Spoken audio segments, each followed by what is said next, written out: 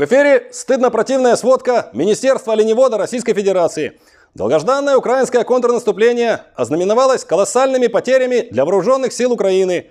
По уточненным данным, только за последние 2 недели они безвозвратно потеряли 14 дней и порядка 13 ночей.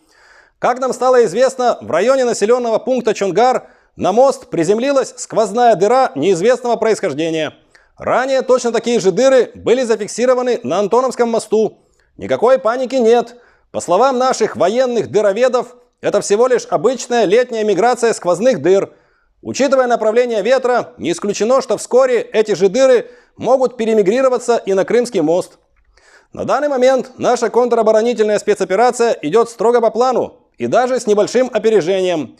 Нашим вооруженным силам уже удалось молниеносно продвинуться вглубь своего тыла с первой линии обороны сразу на 3-ю, чего противник явно не ожидал. Несмотря на это, враг не оставляет попыток проводить свои контрнаспугательные действия. На Мелитопольском направлении нашим войскам удалось героически посмотреть, как ВСУ возвращают под свой контроль 8 населенных пунктов. По предварительным данным, в результате посмотрения потерь нет. На этом же направлении, в результате успешной контратаки нашего специализированного фотобатальона, удалось сфотографировать горящий танк «Леопард» с 10 ракурсов, в результате чего мы получили неопровержимые доказательства уничтожения целых 10 уже не целых танков «Леопард». Кроме этого, в руки нашей разведки попала секретная информация о том, что свое контрнаступление ВСУ начали планировать еще 70 лет назад. Для этого на дне Каховского водохранилища они предусмотрительно спрятали сухую почву, по которой сейчас планируют перебрасывать тяжелую технику.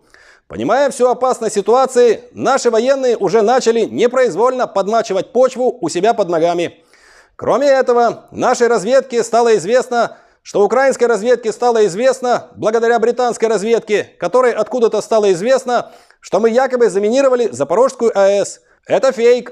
Данная информация не соответствует действительности. Мы ничего не минировали. Мы просто сложили всю взрывчатку возле реактора, чтобы не забыть, где мы ее сложили. Также за последнее время у нас на фронте появилось большое количество небывалых успехов. В рядах российской армии сформирован целый батальон усатых пехотинцев, сокращенно «Успехов», которые нигде не бывали, но уже доставлены на фронт. Именно благодаря этим успехам только за минувшие сутки нашей артиллерией было уничтожено порядка 10 складов с боекомплектом и даже 2 чужих. Кроме этого, благодаря высокоточным ударам по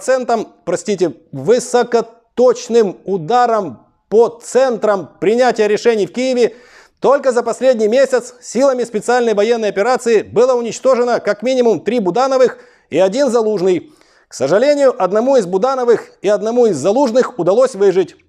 Хотелось бы отметить, что вооруженные силы Российской Федерации используют принципиально новую тактику ведения ближнего боя с неожиданным подвохом. Так недавно наши безоружные солдаты заманили к себе в окоп вооруженное украинское ДРГ и прямо у них на глазах навсегда притворились неживыми. В чем был подвох, противник так и не понял. Если честно, мы тоже. Более того, в последнее время противник нарушает все правила ведения войны. Так недавно обманным путем, заманив в плен одного из наших военнослужащих, под видом взрывного устройства ему вставили обычную палку в районе спины, а точнее в бронежилет. И сказали, что если он не приведет еще 2 военнопленных, то палка взорвется. Данные действия жестко нарушают 8-й пункт Бурятской конвенции о неприменении взрывоопасных палок. В связи с этим мы призываем все мировое сообщество не смеяться над словосочетанием «Бурятская конвенция», поскольку это жестко нарушает 1-й пункт Бурятской конвенции. И в завершении хочу обратиться к украинцам.